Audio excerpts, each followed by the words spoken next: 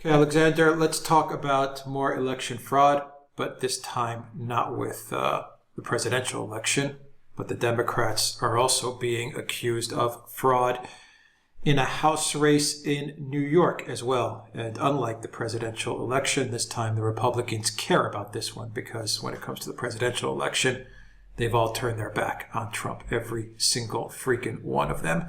But for this one, a House race, it seems like the Republican Party is circling the wagon. So what's going on here? Yeah, it's a bizarre case, and it's actually very, very interesting. Now, this is a vote, a race, as you said. It's a congressional district, and there were two candidates. One who is Anthony Brindisi, who is Democrat and freshman, and the other is Claudia Tenney, who is a Republican. I gather this is going into this election a Democrat seat, but Claudia Tenney for the Republicans was challenging it. And it's in the New York's 22nd congressional district. Anyway, it turned out that initially it looked as if Tenney, who was the Republican, was leading by 28,000 votes. That's 28,000 votes in one congressional district. And then it was changed when a judge in Syracuse, who's apparently a Democrat appointment, personally carried out a investigation. And it turned out that he found 30,000 votes. I don't know how a judge can single-handedly find 30,000 votes. But the result was that the Democrat now has a 13-vote lead. So a 28,000 vote lead for the Republican has become a 13-vote lead for the Democrat. And the Democrat is now declaring victory. Now, I am sure this is not the end of the matter, but we've found an extraordinary twist, and it's all related to, again, our old friend, mail-in voting. Mail-in voting apparently was what has made, allegedly, the huge difference in this election. The Republicans are unhappy, and the result is that I predict there will be more election challenges over this election. So it's not just the presidential race that's affected, it's also House races. But as you absolutely rightly say, the Republican Party establishment, which has basically written off Trump for the presidential election, is becoming concerned about races like this. And I'm now looking at the headline of the Washington Examiner article that reports this story, and it says Democrats face accusations of fraud in House race after 28,000 vote lead on election night erased by judge and mail-in ballots. So fraud is an issue when it happens in House races, apparently not so much when it happens in presidential races. And it tells you a great deal, it seems to me, about what the true priorities of the Republican Party leadership are. Right. So this happened in Syracuse, New York, and the Republican was up by 28,000 votes, and they magically found 30,000 votes on election night. She was trailing. In New York's 22nd district, the Democrat incumbent was trailing by almost 30,000 votes on election night. The judge miraculously found enough ballots that he felt were okay. And I'm reading this from the Washington Examiner, that he felt were okay. And the incumbent now leads by 13 votes. So the judge found all these ballots, and he felt that they were okay. So is that how elections are going to go from now on, in that judges can just sit there and find ballots and say they're okay, and that's it? The election's over? And I suppose the ones for Trump, too, are okay. The 150,000 dumped in the middle of the night here and there, those are also okay, according to a judge. It's a complete sham at this point in time. There is no democracy in the U.S. It's a complete sham. It's a complete freaking hoax of a sham.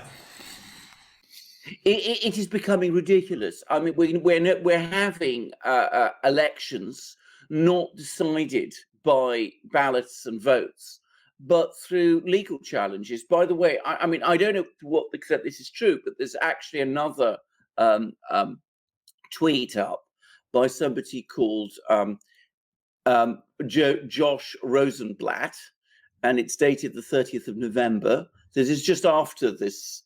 The Herkimer County BOE has apparently revised its final unofficial count.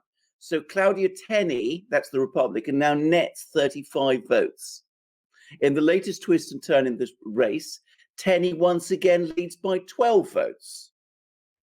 So the Republican has now moved ahead again, and legal fight far from over. So we're going to have more legal battles. This is absurd. This whole situation is absurd. And again, it relates to mail-in ballots. But the point to make, and the thing to take away for me in this, is that the Republicans are fighting this one. They're not showing any real support for Trump whatsoever, but they're fighting for every House seat. They're fighting in the courts. They're fighting in every way they possibly can, and in order to maximize their representation in the House of Representatives, and I suspect in the Senate too. But when it comes to the presidency, they've cut Donald Trump off. Yeah. This took place on November 3rd, this vote for the House. Yeah.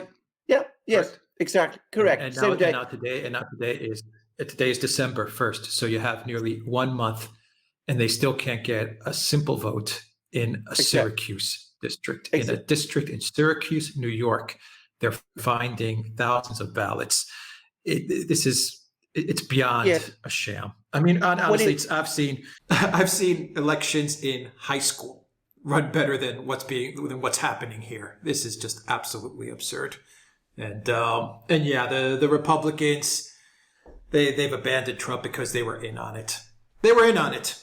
That's my philosophy now. My theory is that the Republicans didn't do anything about the mail-in ballots, and it's been driving me crazy for a while now. Why didn't they do anything about mail-in ballots? Why didn't they do anything about mail-in ballots? I keep on saying to myself, and the only conclusion I can come up with is that everyone knew that mail-in ballots were going to be a complete freaking train wreck, and the Republicans wanted it that way because they also wanted Trump out of the White House. That's the only logical explanation to all of this. Indeed. And can I just say, there's been a fascinating article in The Spectator, which is a British mainstream newspaper magazine, completely mainstream. I want to stress that. I would stress that it is on the conservative side, and Boris Johnson, who is now our prime minister, was once its editor, but it's absolutely considered to be mainstream, and it's considered one of the most reputable magazines in Britain. And it's got a very interesting article by a former pollster, and it starts like this: to say out loud that you find the result of the 2020 presidential election odd is to invite derision. I am a pollster, and I find this election to be deeply puzzling. I also think that the Trump campaign is still well within its rights to contest the tabulations. Something very strange happened in America's democracy in the early hours of Wednesday, November 4th, and the days that followed. It is reasonable for a lot of Americans to find out exactly what. And then he goes over much of the things that we read and have discussed in many programs. But what we then find are things like this. And this is itemizing particular points. The following peculiarities lack compelling explanations. Late on election night, with Trump comfortably ahead, many swing states stopped counting ballots. In most cases, observers were removed from the counting facilities. Counting generally continued without the observers. 2, statistically abnormal vote counts were the new normal when counting resumed. They were unusually large in size, hundreds of thousands, and at an unusually high 90% and above Biden to Trump ratio. 3, late arriving ballots were counted. In Pennsylvania, 23,000 absentee ballots have impossible postal return dates, and another 86,000, it's not a few hundred, 86,000 have such extraordinary return dates, they raise serious questions. 4, the failure to match signatures on mail-in ballots, the destruction of mail-in ballot envelopes, which must contain signatures. 5, historically low absentee ballot rejection rates, despite the massive expansion of mail-in voting. Such is Biden's narrow margin that, as political analyst Robert Barnes observes, if the states simply impose the same absentee ballot rejection rate as in recent cycles, Trump wins the election. And this is the one that absolutely throws me. Missing votes in Delaware County, Pennsylvania, 50,000 votes held on 47 USB cards are missing. Those have been wiped out. 7, non-resident votes. Matt Baynard's Vote Integrity Project estimates the 20,312 people who no longer met residency requirements cast ballots in Georgia. Biden's margin is 12,670. 8, serious chain of custody breakdowns, invalid residential addresses, record numbers of dead people voting, ballots in pristine condition without creases, that is, they're not being mailed in envelopes as required by law. 9, statistical anomalies. In Georgia, Biden overtook Trump with 89% of the votes counted. Actually, I think it was 98% of the votes counted, but he says 89%. For the next 53 batches of votes counted, Biden led Trump by the same exact 50.05 to 49.95% margin in every single batch. It is particularly perplexing that all statistical anomalies and tabulation abnormalities were in Biden's favor. Whether the cause was simple human error or nefarious activity or a combination, clearly something peculiar happened. And then it finishes. If you think that only weirdos have legitimate concerns about these findings and claims, maybe the weirdness lies in you. So that is from Britain's leading political magazine. Yeah, okay. I mean, I agree. Everyone agrees. Nobody wants to look into any of this. Well, they look the other way, but they get very excited about a single House race. Yeah, you have Republican governors who are verifying states, Arizona and Georgia. This is a coup d'etat against the president. The Republicans, they had this whole thing planned along with the Democrats. It's that simple. And now they're just kind of fighting it out between themselves for control of the House and the Senate. That's what matters to them. So they can see who can wield a little bit more power over the other party. That's about as far as it goes. The bottom line is that both parties wanted Trump out. I'm not saying all Republicans. There are some Republicans that are on the side of the U.S. president. But for the most part, our Republicans knew what mail-in ballots were going to do, and that's why they did nothing, because they were all for it. That's it. And they used Trump. They used Trump and to his to his credit or his fault. His credit in that he trusts people, his fault in that he trusts people. He went along and helped the Republicans, win the way they won with a very big red wave in the election. So that's it. It's clear as day. The Republicans were in on the mail-in ballot scam. That's simple. Well, they certainly didn't do anything to prevent it. But I mean, the most extraordinary thing is that there are 50,000 lost votes in Pennsylvania, according to this article in The Spectator. In Delaware County, Pennsylvania, 50,000 votes held on 47 USB cards are missing. Now, that's not me saying that. That is The Spectator. That's wrong. Take it up with them. But I have not seen that anywhere else. 50,000. Yeah. No. I mean, this isn't major news apparently in the United States. If the Republicans really wanted to do something, if they really believed in supporting Trump, then they would have told Kemp, the governor in Georgia, and they would have told Ducey, the governor in Arizona, and Pennsylvania. They would have been with the Pennsylvania legislature, who's Republican, not the governor, but they would have told all their people to stop this deal. They would have. The Republicans would have said, "Stop this deal," like they're circling the wagon for this race in Syracuse, New York, a House race in Syracuse, New York. But the bottom line is real simple. Look at their actions when it comes to the presidential race. They don't care. They don't care. Absolutely, but I think there is an even bigger lesson from this, which is, of course, that it's the point that you made at the start of our program, which is that we now no longer have a functioning voting system in the United States. I mean, mail-in ballots have thrown it into total confusion, and the overwhelming priority now, and I think this isn't just for Donald Trump to do. I think lots of people around the United States need to get round and need to sort this problem of mail-in ballots out once and for all. I mean, there has to be a clear understanding of how people vote. It has to be transparent. You cannot have situations where judges decide elections.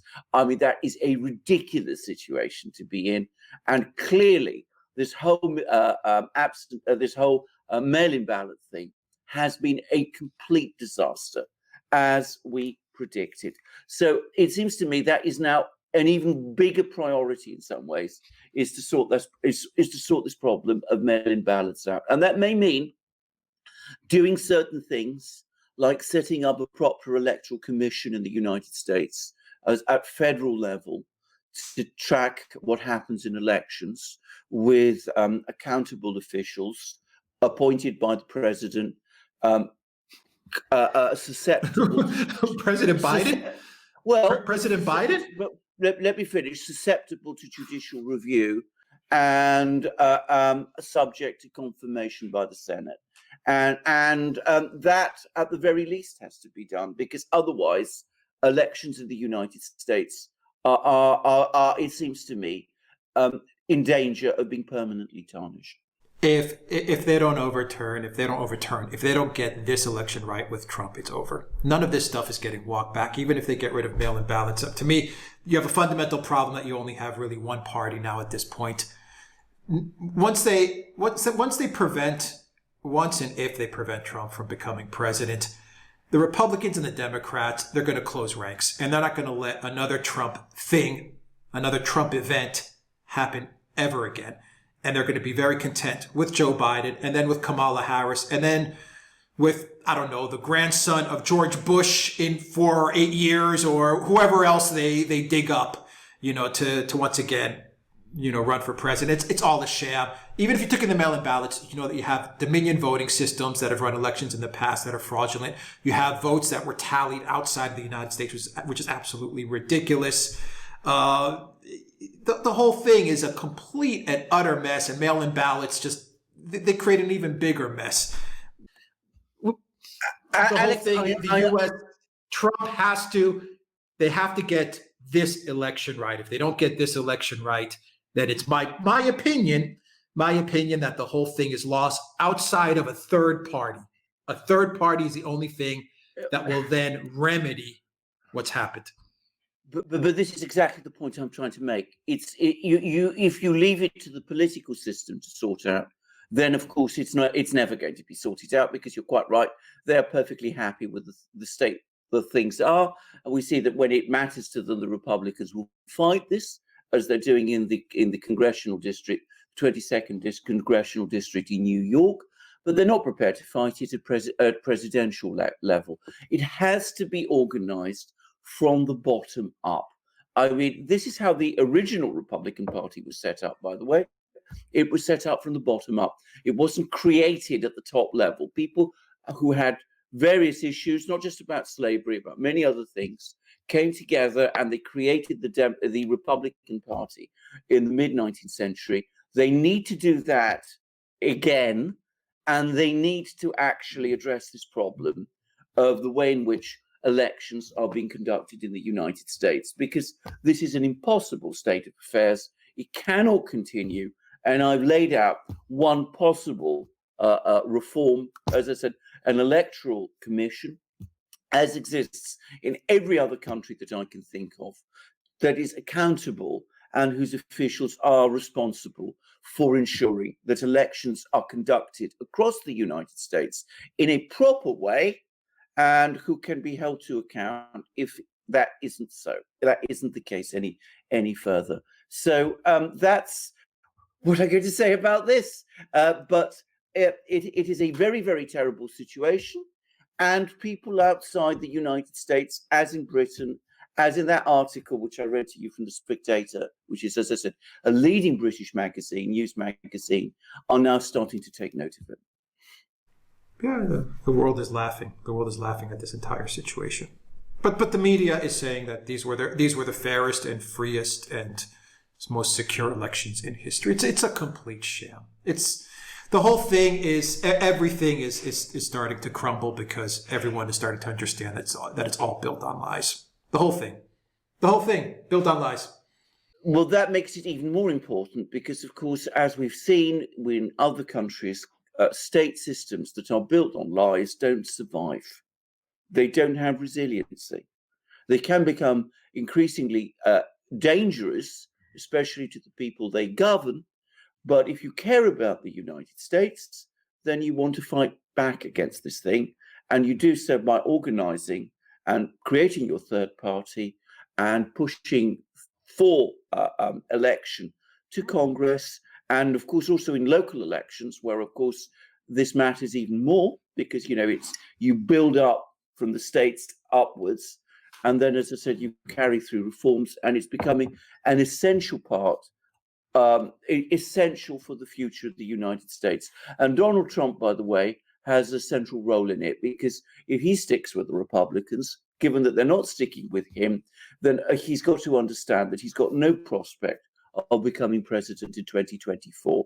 He's got to start thinking himself about setting up the independent media channel that he's been thinking about and talking about, and trying to find a way of creating this third party that we've been talking about, which can then carry out the necessary reforms that are needed for the benefit of the United States and its people. Yeah, anyway. All right. We'll leave it there. You build the Republicans, the deplorables should build a third party that will get the progressives, I believe, who also saw Bernie Sanders get cheated, but Bernie Sanders was too much of a spineless wimp.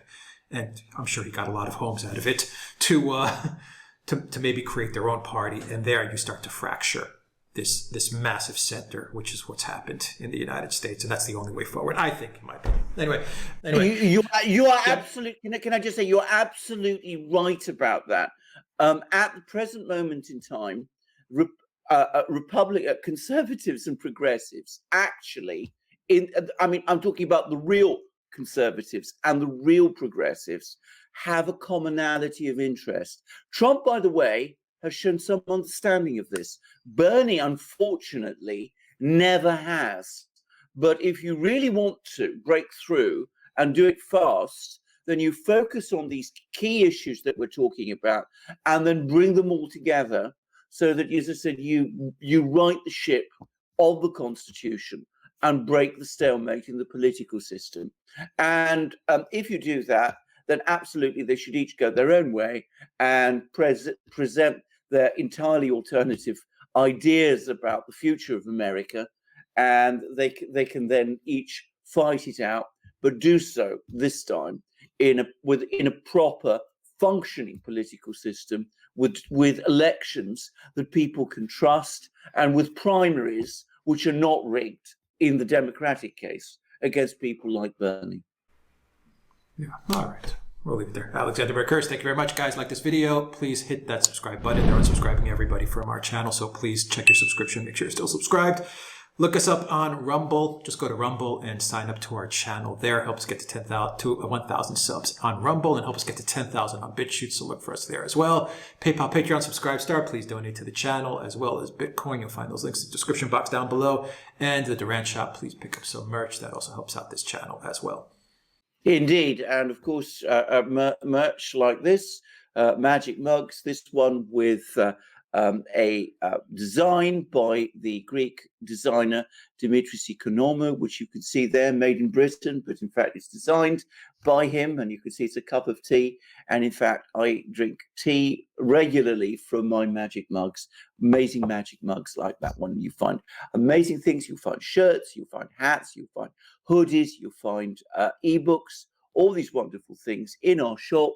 You support us by coming to the shop, and you also support us by going to the various platforms Alex mentioned: Rumble, Library, Odyssey, BitChute, and you can also support us by going to Subscribe Star and Patreon. All right, Alexander Marcus, thank you very much. Until next time, everybody, take care.